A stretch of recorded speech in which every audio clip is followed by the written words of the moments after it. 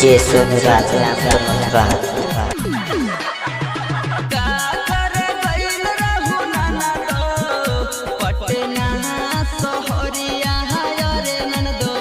आपका घर कहाँ है? रामपुर मथुरा।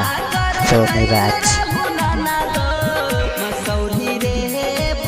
डीजे सोनराज मसौली रे बजरिया टेम्पुए ड्राइवर से कैसे टेम्पुए ड्राइवर से कैसे लड़ा ले नजरिया रे छिनरो लड़ा ले नजरिया का कर गइल रहू नाना दो पटना सहरिया रे नंदो Patna DJ Sonraj Rampur Mathura.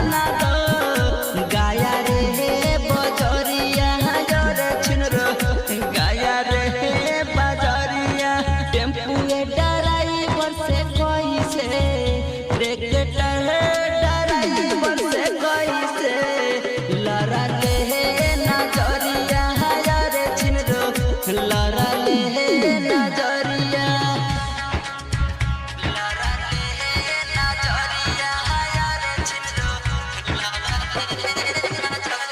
Ananya recording studio Patna.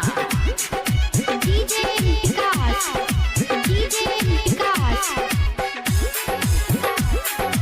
Matiyargarh Sitamarhi